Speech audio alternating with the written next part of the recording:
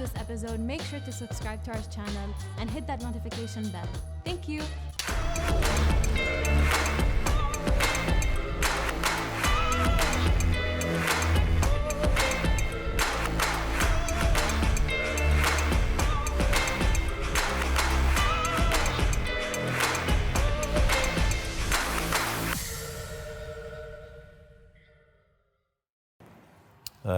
Hey Ozwald, how are you really doing?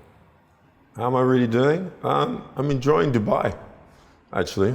I had a party yesterday, it was fun. And it's the first time I've been in Dubai for, I think, 10, 11 years. And what a transformation, huh? I mean, it's like, I'm quite surprised. And you've got to remember, I haven't had a chance to properly see the city, right? I've quite lived in a hotel, airport hotel, Mall Emirates here, probably 4 or 5 sites, but just the energy of the city and the people already. I'm like, wow, so much has changed. Very. It's a very fast city. Yeah, absolutely. But what about you? How are you at this stage or at this moment? At this moment, excited. Life. I did a big fashion show in London at the Savoy Hotel, which was quite a profound show for me because it was kind of like a reintroduction of my brand in a way. Also, COVID. It was 2 years being at home with COVID in London, dealing with all that, having a lot of time to myself to think, probably address sort of things, maybe desires and, researching the truth of oneself. So I'm feeling very much excited about the future and the potential of it. And I think COVID made us all reevaluate our lives, right? And what we're doing. And one of the things that really drives me is to create. I love creating, and that's clothing, film. I mean, I love the whole, the whole process of creating. So that's basically what I'm going to do. From now to the very immediate future and beyond, I'm just going to create. So that's what I'm feeling right now. Okay, and if you had, if I give you a white canvas, plain, and I tell you to draw your mental state, what would you draw? Ooh, that's interesting. What will I draw as my mental state? Interesting. I think I've always been fascinated with the stars and the universe. So probably it would be a solar system. That would be my mind. That would be my state of mind. Very nice. And Oswald, if I rewind, how was your childhood? Childhood was actually, I have different pockets of memories of childhood, but I'd say my childhood was fun. I remember playing a lot with kids on the street, and we need to play all those games like had, hit, and you climb buildings or walls and, challenge each other to push ourselves to the limit. So there was a lot of happiness in the childhood in that respect. And then obviously there was aspects of, I was brought up in North London. We were probably, as a black family, probably the only black family in the area. So it was a time in the 70s where racism was pretty strong. So I experienced racism. How did Oswald experience racism in your life, in that stage, like you mentioned? What, as a kid or all the way through? You can tell me whatever you want. As a whole, I experienced it, actually it's quite interesting. I was asking myself not too long ago, let's say 5, 6 years ago, I experienced something where I thought, are you kidding? I'm still experiencing this now?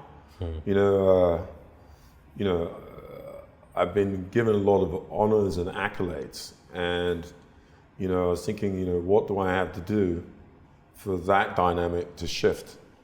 And so I think the answer is you can no longer worry about it shifting. You just got to live. I think that's the answer to that.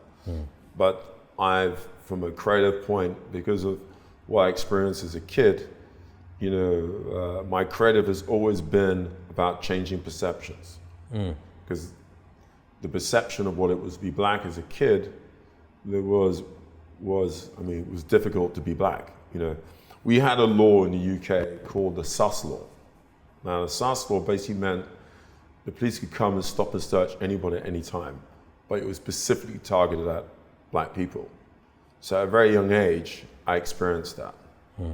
And that is effectively one of the most humiliating experiences you can have. So that set for me a very clear position that I did not want to be judged by the way I look. So the whole movement into fashion and ultimately Savile Row was all about changing perceptions. Yeah. How interesting. And when you say humiliating, does that mean, because you can be arrested without in not a humiliating way. You can be in a humiliating way. You can be pushed to the ground like you see sometimes on TV.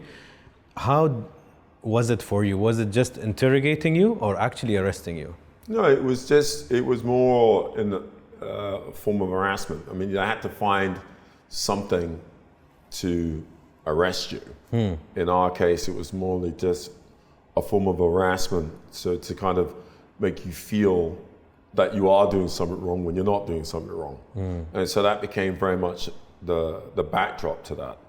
And it's funny because I had forgotten a lot of this, and I think it might even been yesterday, I was having a conversation and I remembered this law and experiencing it. Because in life, we find different ways, coping mechanisms to deal with past situations. My biggest coping mechanism was to be creatively successful looking the way I do. And then, as part of the reason why I set up on Savile Row, was I knew the institution of Savile Row and what it meant. And I was 18 when I decided to open the store there. And it took me 6-7 years to get the store open. And with one sole intention was to change perceptions. I knew if I could have a revolutionary effect on the traditional street of Savile Row as a tailor, I knew the cultural implications. I didn't have to say anything, I just had to do. So, yeah. Ozwald, you reminded me of something, because I've had so many guests, and I've had heard many stories. And I realized when we look at all the people in our lives, even the people that we can look up to as inspirational or role models or encouraging, they had a crossroad. So Ozwald, if I take you and I take your childhood experiences, your grown-up experiences, your genes, everything, and I mix them all up, it creates a fuel, right? So your traumas, whether it's a lowercase t or an uppercase t, they're traumas, and they make this fuel. Now, there are many people like Ozwald with a lot of different fuels, but you only have this fuel that is very tailored to you. It's your special one. Yeah. Now, as a fuel, the trauma is like a poison, right? So either you burn that shit and really let it drive you to reach a purpose, or you let it poison you. And that's why people are depressed or suicidal, or they just can't get out of a victim position. But you obviously, at a very young age, took that trauma of embarrassment, of being labeled just for color. You want to change perspectives, you said, or perception. So you take that fuel and you became what you did. So you made a choice. There was that crossroad. Yeah, there was definitely a choice. But then I also had the influence of my dad, which family becomes very important in this equation as well, where you're also at home, it's reinforced this, this position, because I was always confident in myself. And I think that's a very big part of it, because if you don't have that, then the system will get you. That's so interesting. Yeah. My friend is Somali American. We had this conversation 10 days ago, and he has 4 kids. And he said, Anas, if you had, he's asking me, if you had to choose one thing that you can teach your kids before you die. And I'm like, okay, I was just thinking, you know, you could think of the same question. And then I told him because he obviously has an answer for his children. And he said, self-confidence. Yes. He said, that is something you really need for your kids to have. Absolutely correct. You know? It's crucial, actually. And I'd say, I mean, I'll go even to more self-confidence and belief. Belief is a very powerful ingredient for your kids to have. So, and they've got to believe it as an entirety. So my father gave me a lesson in life very early. You used to have these sayings. You'd say, if you believe in something 99.9%, it's not enough. It's got to be 100%. So. And how was your relationship with your parents when you were young? Well, my dad was my mentor. So my mother was always very entrepreneurial. So I got the entrepreneurial aspect from her and the sort of self-confidence from my father. Yeah. Okay. So quite balanced, very different nice combo. attributes. Yeah. And happiest memory you could remember from your childhood? Happiest memory. Something that pops. Yeah. I mean, I'm trying to think now. I mean, I remember going to the cinema with my father because we didn't go to cinema much. With my father and my brother, and we saw this movie, Escape from Alcatraz, with Clint Eastwood in it. Yeah. It was a really good film, actually. So yeah, that was a fun moment because we kind of went into town. We used to live in North London, and kind of going into the West End was a big deal back then because, I mean, God, this is a long time ago. It was like 70s, and the West End wasn't like it is today, right? So so that I remember it being, oh wow, we're going for a venture in town. So yeah, it's interesting when someone asks a question like that, you try to figure out there's so many memories, right? Yeah. But I think actually the most prolific moment, I'd say with my father was when I did my fashion show and he came out the end with me at the Odeon Leicester Square. And I think that show when he came out the end with me was a powerful moment. Yeah. It does sound beautiful. Yeah, it was, because it was his 80th birthday. Nice. And I'd thrown him a huge party, and I said, look, I got something I wanted to show, because my father's, as much as he respected what I achieved as a designer, he didn't really come to any of my shows. So it was the first one. My mother was always there. So this was the first one he actually experienced, but he had no idea that I'd set up for him to be at the end. And so at the end of the show, I put him near an exit, and I said, look, come. He said, but you're supposed to be up there. No, I got a surprise. Came, he's like, this son of mine is such a headache.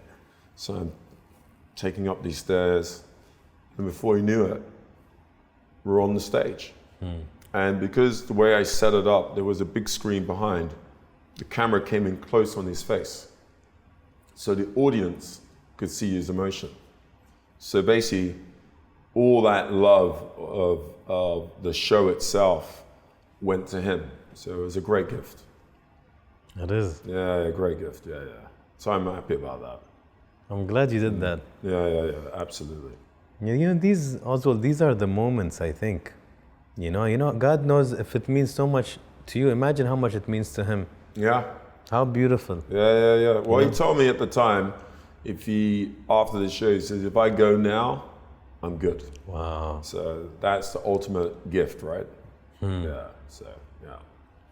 And if you think about the most difficult period in your childhood, what is it? Oof. There's been so many difficult periods.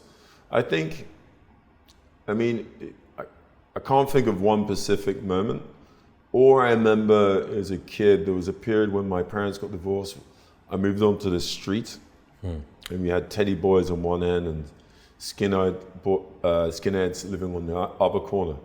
So every day going to school was a headache, and coming back. So I had to learn how to not show too much fear, and also not to be overconfident. So I had to balance these two positions so they would leave me alone.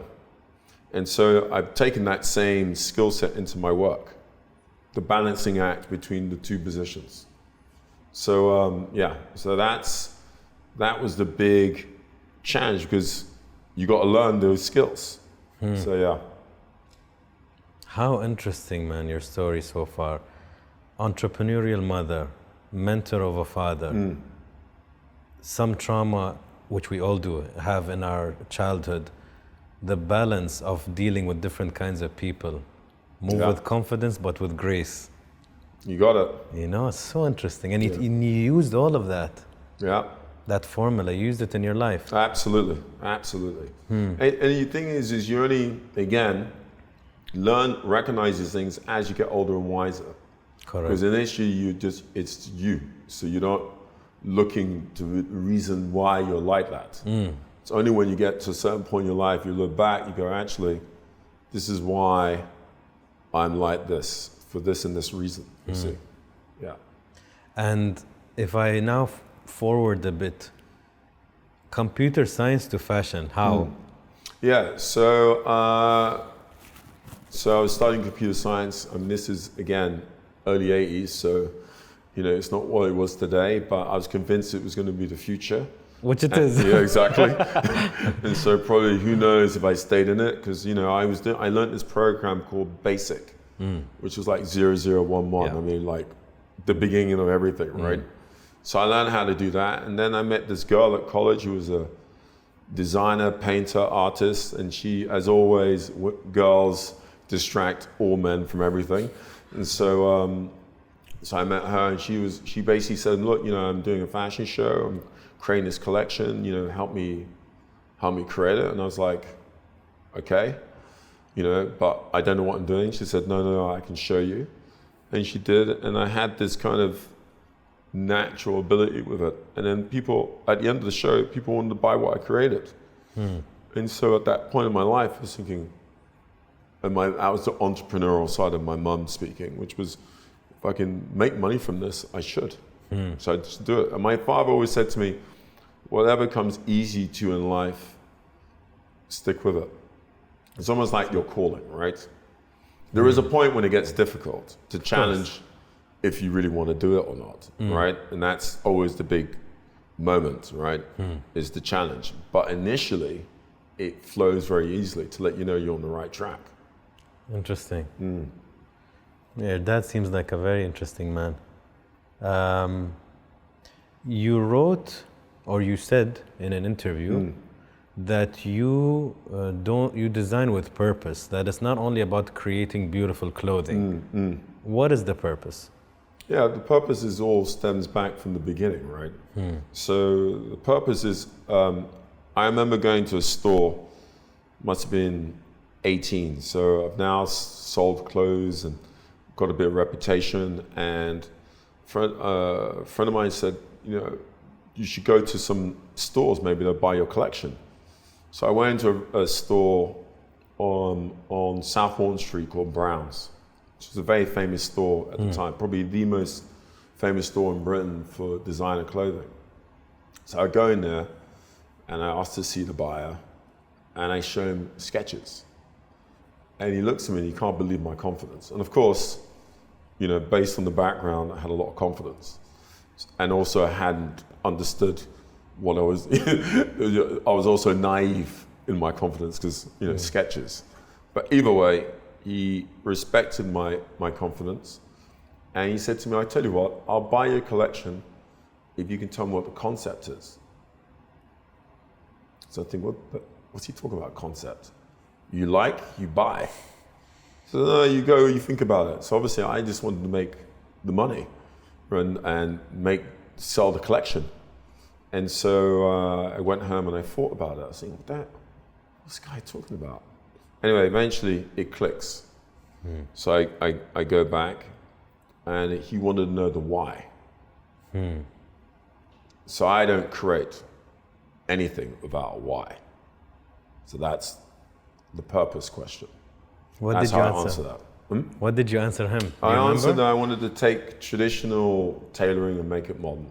That was and that actually evolved into this thing through the media, which was classics with a twist. And so and that became the language of my creations in the 80s, and then also the early 80s and early 90s became my kind of how I built my name, actually. From that concept. Does our why evolve? Of course. As we grow, we're changing. So it's evolving constantly. So the why is not a fixed position. It's an evolving position. Hence, if you're basing it on your why, you're forever changing and you're forever learning. So it's not stationary, right? Yeah. You know, Ozwald, I don't know much about you, but I'm getting to know. But from the little I've seen, you're a bigger than life personality, extroverted, very social. Are you all of this behind the scenes? Very social? No, I like people. No, but you know, I also like my space, you know, and it's interesting. I've got 2 kids who are now grown up, and you know, my daughter's very much like me, so she likes to social, travel, meet people. My son is a lot more reserved. So yeah, I think you know, we all have the moment where we want to have time for ourselves, and there's times to be public. But I enjoy people's company. I enjoy creative input. So I like to, you know, see things that inspire me. But how I get inspired can be inspired by a conversation, even with a 5-year-old, you know. I learned that it's a thing you learn when you have kids, how your kids can teach you things, you know. I remember once I was having an argument with my son's mum, and I went to him and he looked at me and says, "That's not how you handle mum." I said, "What do you mean?" He says, "No, that's not how you do it." So he explained to me how he gets mum to do things he wants. Interesting. And he gave me advice, said, "Look, you got to do it like this. You got to listen, and then you answer like this." I'm like, "And you're 5?" Anyway, I went back out, tried it. It didn't work. I came back to him and said, no, you didn't do it right. I told you you need to do it like this. So from that point, I learned that you can get advice everywhere, right? So your kids, anyone can give you advice or direction. You just have to be open to it and be able to see it when it comes. You reminded me of a quote that says, "When the student is ready, the teacher will appear." Bingo. And then everybody can be a teacher. Yeah, a security guard, your child. Absolutely. So hence, that's why I love people. So I've learned to listen to that. Yeah. And for somebody who's in the creative zone, and this is where I want to understand more the creative intellect. So somebody like you, social, good with people, creative, do you get depressed? Because you don't seem like you could ever get depressed on the out front. But do you? Does somebody like you? Depression that's a strong. It is strong word, because you know I've known people who get depressed. So for me, no, I don't get depressed. If you ask me if I get insecure, of course. Do I think, you know, I wish things would be better? Of course. If you're saying, do I have problems? Of course I have problems. I mean, of course. But no, in terms of depression in the context that I understand it, no. And I think it's also, you know, I've experienced people who've had depression, and it's a particular illness. correct. You know, so I would not speak of that lightly, you know. Yeah, I appreciate also this. And I appreciate the people that don't use the word depression or love. Even love, I think, is sometimes cheapened. It's used so lightly at the end of every phone call. You're like, "Love you, bye." Yeah. I think you cheapen it. Yeah. Even depression or trauma, like, you really have to respect these words. Yes. I read something that it's funny. I'll tell you something what's interesting. Do you know who Chris Eubank is? Familiar name, but so I need to see a picture. Chris Eubank used to be the middleweight champion of the world. Okay. Boxing. Yes. And I was walking back from work maybe a week, 10 days ago, and I hadn't seen him before, and this beautiful two-door Rolls Royce pulls up, and I see him, and I say, "Hey Chris, how you doing?" Anyway, I get in the car with him, we're having a chat, and I said something. He said, "Ozwald, the most important thing is the words that come from your mouth. You've got to be very careful what you say and how you use your words. So, and when he said that to me, it made me really think, because sometimes you can say things in jest with light humor, but he was saying the importance of words, and it's something that my father always used to tell me, actually.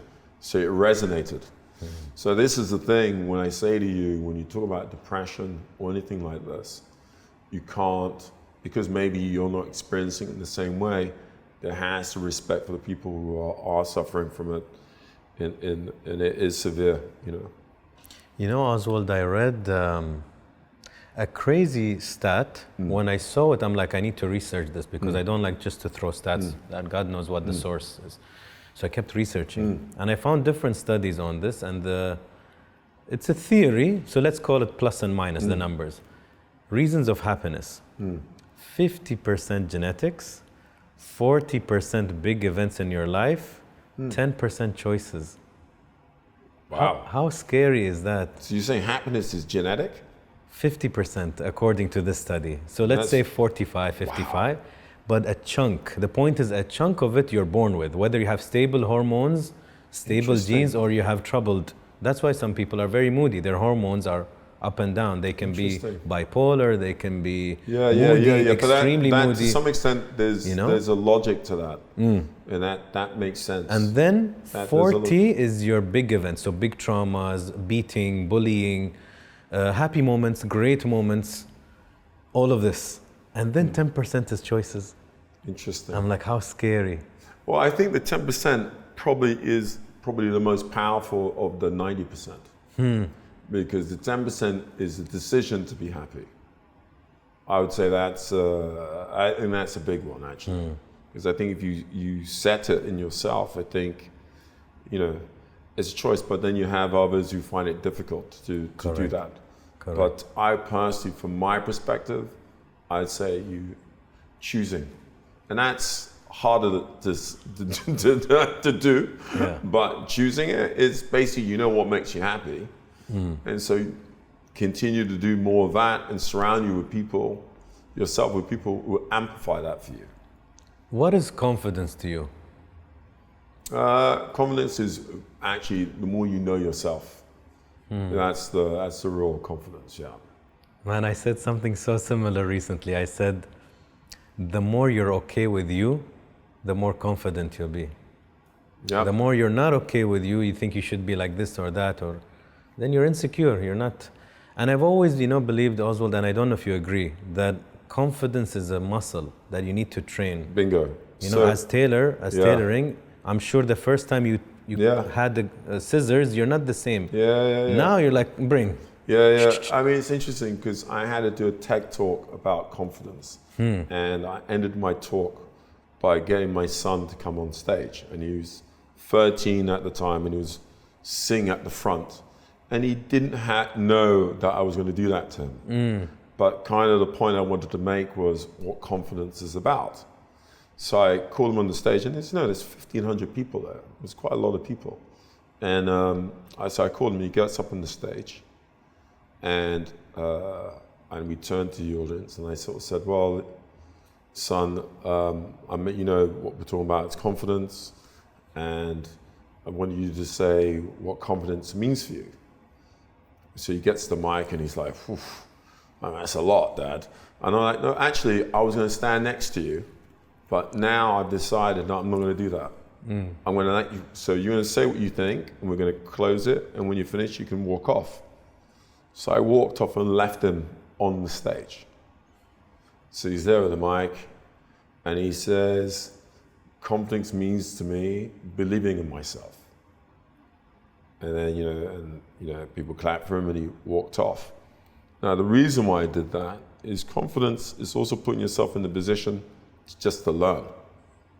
So it's about exercising the muscle. What it did for my son was make him realize it looks scary, but now I've done it. How do I feel about that?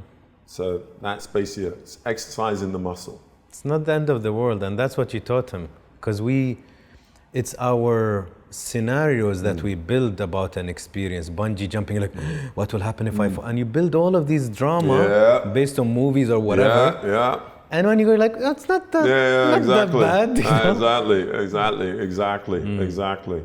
If I go on to a big chunk of our lives, you've been married twice. Twice, absolutely. What did you learn about Ozwald after each marriage? Interesting. Well, look, the thing about, I mean, this is more about, I think a wider point, it's relationships and me. You know, and I think each relationship, I learned a lot from it. And I think my first marriage, I was a young man discovering, you know, my direction. And so and I didn't have kids at that time, so I would say I was probably more selfish in the first relationship. I think in the second relationship, I was more balanced, definitely.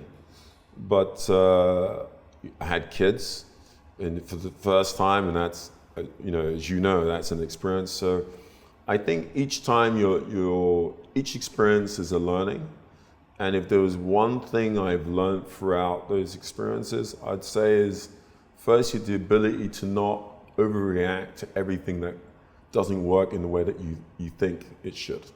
So there's a certain level of just acceptance, accepting that not everything is going to be as you perceive it to be. And so I think it's the expectation of the dynamic within a relationship is usually the biggest challenge. And what does love mean to you? I think that's an evolving position, no? I don't think that stays. That's like the first thing in my mind with the cosmos. Find that shiny star. Oh, there's a lot of them out there. No, look, I think love is acceptance. That you're not going to change someone to be something else. You know, a really good friend of mine said, you got to love, you would say love as seen. So whatever you've seen, whatever the things you don't like, you got to love those things. So I think it really is, for me, love is accepting completely to the core who the person is. I had a guest who seems like in a very good marriage, and she said, you have to love their flaws before their nice parts. I think, and she's like, if you're okay with their flaws, then everything else is easy. You know? I think that's exactly right, actually. Yeah. I mean, the flaws, whatever the flaws are, because we all have them. So if you're not ready to accept your partner's flaws, then you're not really accepting your own. You know, so yeah, it's pretty simple in that way. Okay, hypothetical question. If Ozwald can see a characteristic above people's heads, and you can see how much of that they have, like a gauge, what characteristic would be important for you to see on people's heads? One. Characteristic that I see in people. For example, it can be wealth, it can be honesty, it can be... No, I see the good in people to start off with. So that would be the position. How good they are. Yeah, I'm always attracted to the good in people. So it could be a very small percentage. That's my start position. I don't go and say, oh, this person's not good. You have to prove to me you're not good. Okay. But I come from the start position that, you know, my position is always a positive. So you wouldn't use this superpower where you can see that if they're like a gauge above their head, whether they're good or bad? I mean, if you're saying if I could see like a superpower. So if I had a superpower and I could see, I'm only allowed one superpower. One characteristic. No. So let's say you're walking in a mall and you choose sense of humor. So you'd know who has a big sense of humor, a good one or a bad one, because you have this superpower. But you have to choose one thing. What's the most important for you to see? I say goodness. Goodness. Yeah. Okay. If you were not Ozwald, okay, and you're walking and you saw Ozwald walk past, what would you think of him? Interesting. I'd say he's got a good vibe. Good vibe. Good vibe. Nice. Yeah. I'm gonna play a lot of hypothetical questions. Yeah, good vibe. If I give you a letter with your date of death, would you open it or not? I'm not sure I believe it. Interesting. Yeah. I mean, that one, no one can hand you that other than the man upstairs, God. So yeah, I wouldn't be. I never got that response. I wouldn't be that like. I'd be like, you think so? I'd be like, oh, you really think that's the date? Okay, sure. Okay. Now I'm gonna ask you a cool question. It's Japanese called cube test. You'll enjoy this because you're creative. Cube test. It's a cube test. Test. Yeah, it's a nice one. You're gonna enjoy it. So, but I need your imagination. Wow, this is going to be very interesting. Alex, this is the analysis. So I need your creativity and imagination, and really try as much as possible to be vivid and easy and zen. Close your eyes. Okay. Think of, you're in Dubai, so it shouldn't be hard. Think of a very, very, you can do it with your eyes, whatever works your imagination. Okay. Yeah? All right, I'll try. A very calm, quiet desert. Okay? Nothing is in this desert. And suddenly, Ozwald, you see a cube. A cube. A cube. A cube. Yes. Okay. Describe to me the cube. I see a black square cube. How big is it? Bigger than you, smaller? I can't understand the sizing because I'm too far away from it to actually establish the size. When you're looking at it now from far, does it seem huge like a building or a small cube like a Rubik's Cube? How big? Actually, it's actually not sitting on the desert. It seems to be slightly hovering. Floating. Interesting. Exactly. Is it moving or just above ground? Actually, little movement. Okay, interesting. Now, after the cube, you see a ladder appear. Where is it? The ladder's on the right-hand side. Okay. Is it taller than the cube, on the cube, leaning on it? It's connecting to the cube, and it's, interesting enough, not quite on the sand, but it could be on the sand. Okay, and leaning onto the cube, that's floating. Yeah, exactly. Above 6 steps or less, or 12? Probably more like 10, 12 steps. Okay, new or old? Can't determine that. What is it made of? It's not wood. It's like it's almost like the same material as the cube, but I can't really tell you what that is. Is the cube transparent or not? No, it's not. It's black. Okay. After the ladder, Ozwald, you see a horse. Describe. Black horse. Standing? Actually, kind of cantering around. Around like what? Near the ladder. Near the ladder. Yeah. Interesting. And confident, playful?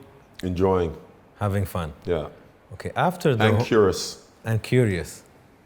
After the horse, you see flowers appear. Where? At the base of the ladder. At the base of the ladder. A lot of flowers or a few flowers? A few flowers. Okay. In good shape, health, or again, wilting? not really thinking of it in that context, but yeah, I mean, yeah, okay. They're healthy. The last thing you see is a storm. Describe. Clouds. Quite hard, like it's about to rain, but hasn't rained yet. Okay, and is it coming towards anything, affecting anything from what you saw? The focus is just on the clouds, it's not interfering with the cube, the ladder, the flowers, and the horse. Perfect. All right, you can open your eyes. Okay, analysis time? Okay. So this is the test called cocology. It's a Japanese psychologist or psychotherapist, one of them. Japanese psychologist, Tadahiko Nagao. Okay. So, Mr. Ozwald. Okay, cube. Cube is the sense of self or ego. So a bigger cube depicts a more confident, bold person and willing to be seen. A smaller cube introduces the possibilities of you rather being the more shy, introverted, modest type who would much rather blend in than stand out. I'm pretty sure we know where you stand between these two, so we'll go there. The interesting thing, which very few people answer, floating cube connects to the more artistic type of person, often your dreamers and creators as well as the spiritually elevated. Very few people answer it floating, by the way. Solid cube, meaning not transparent, tells you that you know who you are and you're not easy to manipulate and carry self-assurance. Wow. So this, you know why it's such an interesting question? Because if I asked you, are you confident? You can give me a very whatever answer, right? Yeah. If I give you a question, you don't know what's the meaning, your subconscious is telling you. Yeah, it's interesting. Yeah. Ladder is family and friends. Touching the cube would mean that you are not completely dependent on your friends and family, but you do rely on them for support and guidance at times. Okay. Interesting. Equal height or shorter, you see your family, friends as such equal, or if it's a bit shorter, would mean that you regard yourself as a leader or alpha type. Okay. Old or brand new, yours sounded more brand new when you said it's black. So the friendships you have in your current space are probably either new or you're renewing older friendships. If it's less than 12 steps, which it is, you said 10 to 12, refers to you having a few friends, but you also entertain acquaintances. Okay, horse, ideal partner. So this is if you ever get married again. Interesting. So the horse, you said, is close to the ladder. So your ideal partner should be close to your friends and family. Yeah, agreed. Meaning they should get along, I guess. Yes, exactly.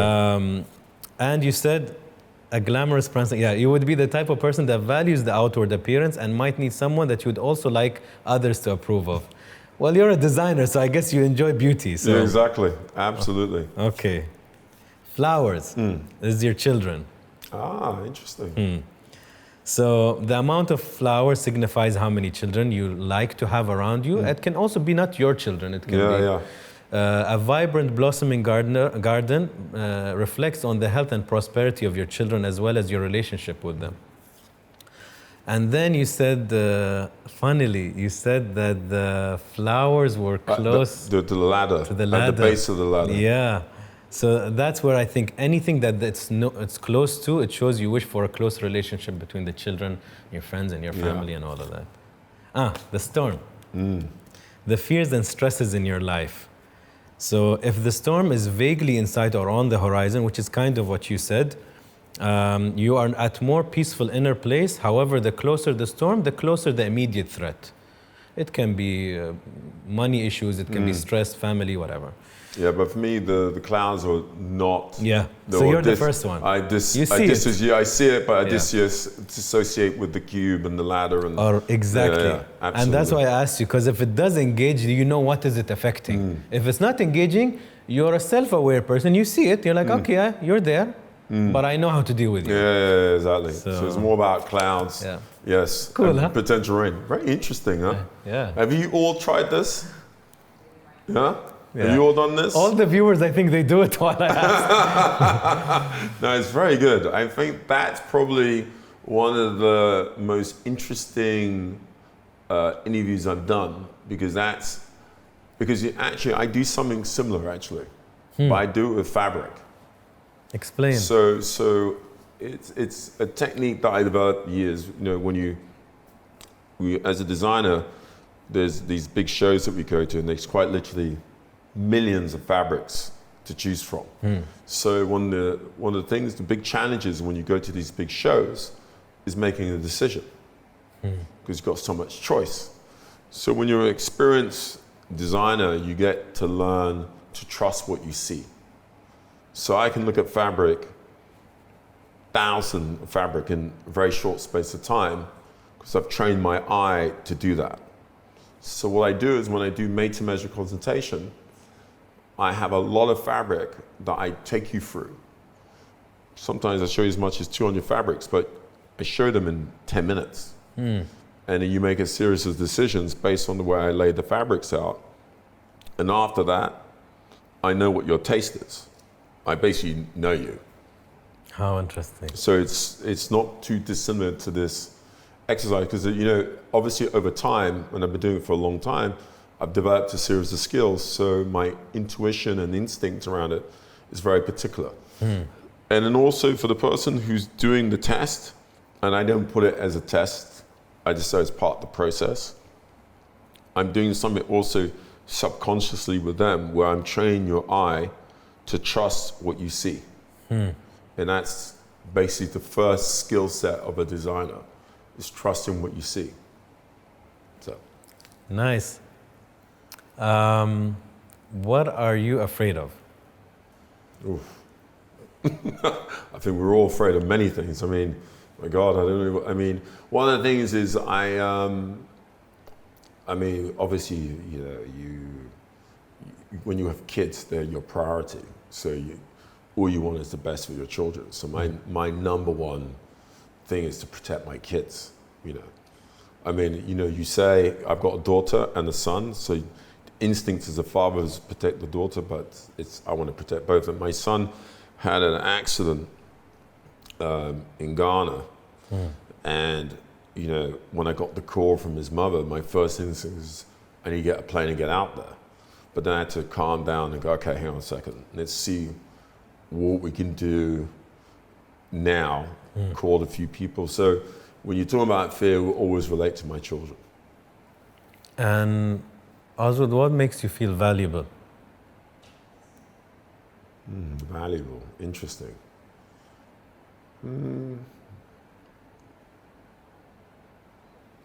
I mean, you know, I've worked hard to be respected for what I do, so respect is a big thing for me.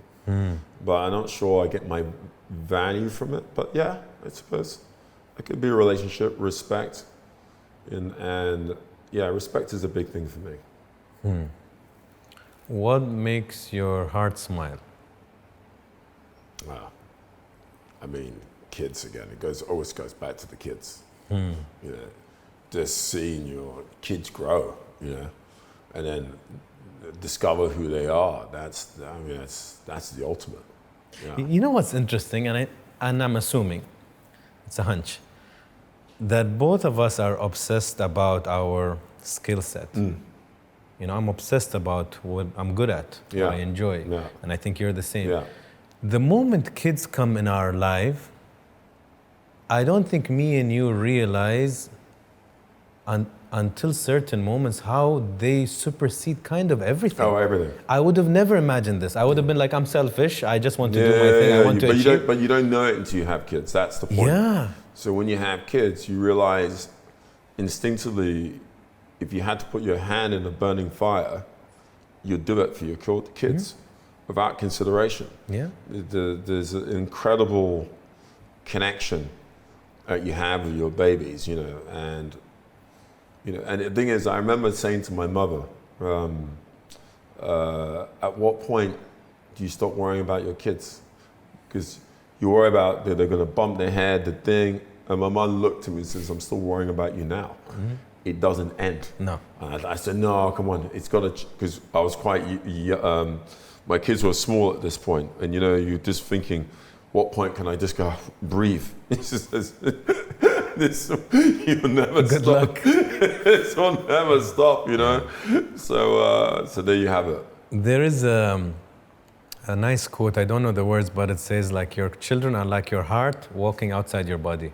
Yeah, wow, powerful. Interesting, right. huh? And you know what you said about the fire?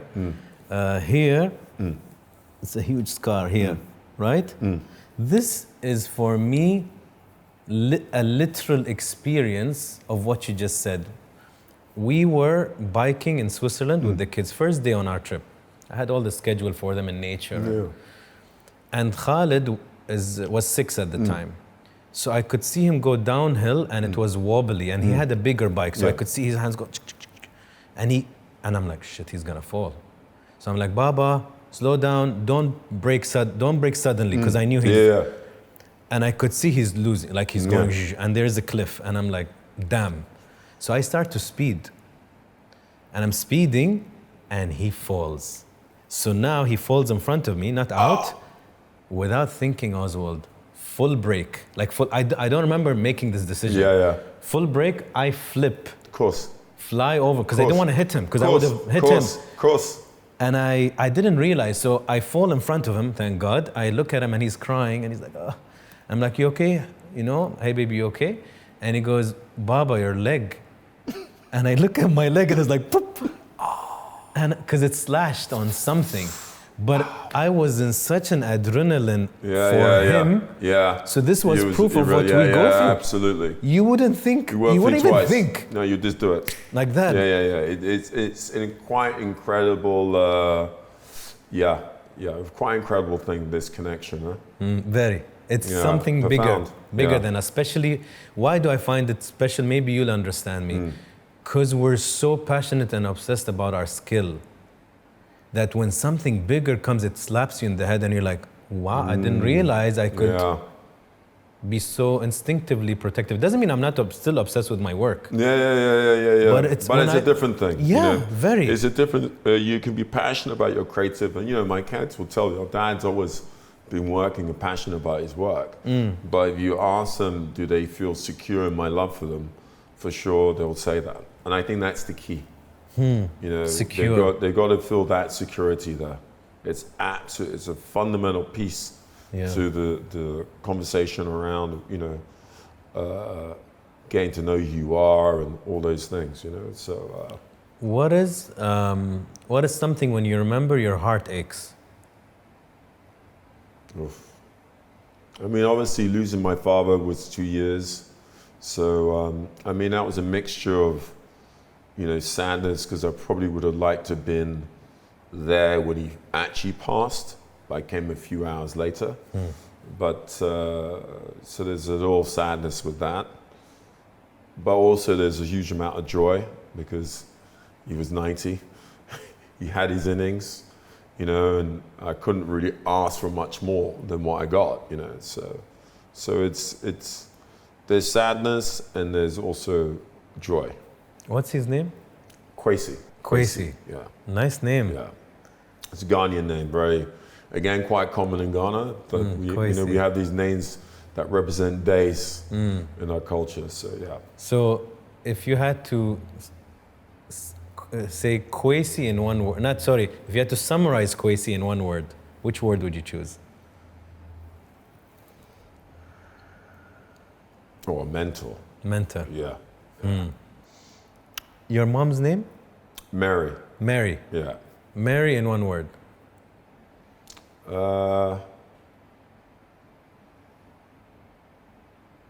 I'd say, I mean, it's a few words that come up. So you give me one. Yeah. I mean, I mean, you know, it's almost 1% unfair. higher. I mean, it's like, you know, I mean, consistent, reliable,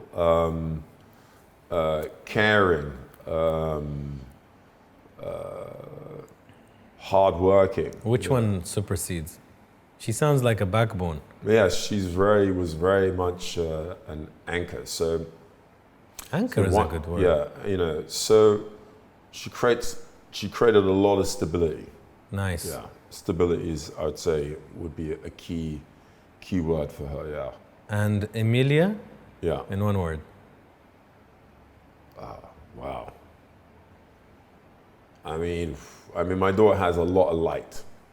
Light, nice. Light, yeah. You're a person who really, I think, connects with energy, yeah? Yeah, she's got a lot of light, my daughter. And Oscar in one word. He's all spirit. Spirit. Yeah. Okay, if you could, which I hope your kids are gonna watch this interview, whether they watch it now or when you're gone and I'm gone, and they just come back to it. Yeah. What is something that you want them to hear? To hear? Yeah, that they can come back to. I mean, the most important thing is to know yourself and trust yourself. I mean, that's all I want for both of them. Okay. Now, everything else will come from that. And you want to remind them of this? Yeah, I mean, it's the only reminding point. Because life will take you on so many journeys to get you away from that point. So that's it. That's everything. If you could, you said your dad has passed for 2 years. 2 years, yeah. God rest his soul. Yeah. If you could send him an email, what would you write?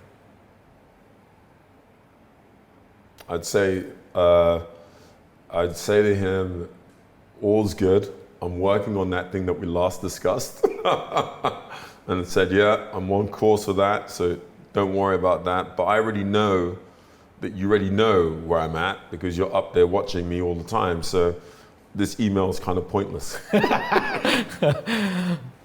Nice. Yeah.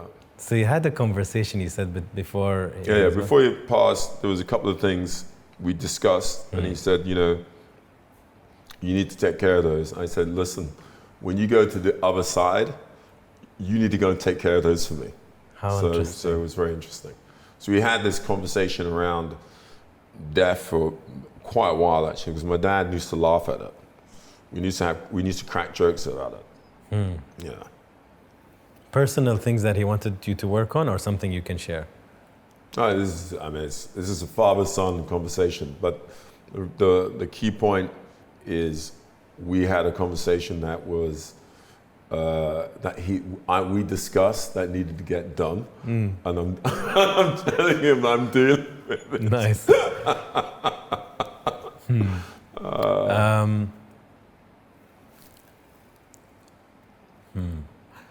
Hypothetical.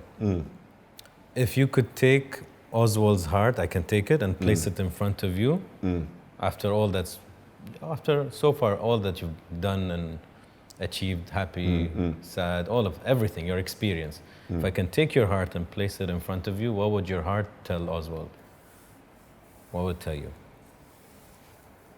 Wow, I don't know. I mean, maybe the heart would say, I think I've learned a lot about it. So the heart probably go and say, I think we understand each other now. Interesting. Yeah. I like that answer. Last two. If you could choose your last words before you die, what are the words you'd want to say?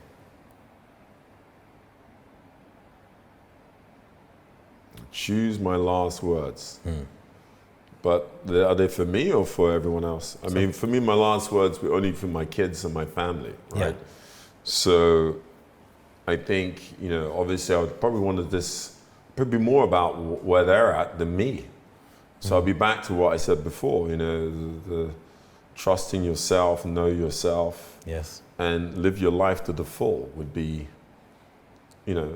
what I would say. Nice. Because I'm on my way out. So no point about talking about, me. Yeah. I didn't do, No, you answered it, I think, the right way. Yeah, it's absolutely got to be what you leave behind, I would imagine, is the point. But more importantly, is living your life to the full is key. And Ozwald in one word. To me, Ozwald. Haven't I not answered that already? I'm pretty sure I've answered that. There's been a lot. Not you. I have answered that one, I'm sure. I won't forget. No, I mean, look, for me, I think it's there's two, because you see, I live in these two parts. One is Ozwald Boateng, the brand, and then there's Ozwald Boateng. There are two different components. But what I would say, for me on a personal level, actually, it's both. Actually, I've just realized this is so with my work and me as a person. I'd love to be clear that I inspire. The whole purpose for me and my drive is to inspire people. Thank you. All right. Good stuff. Very good. Very good. I enjoyed this, man. Very good, man. Yeah. Thank you for being so candid. Yeah, that's the life, huh?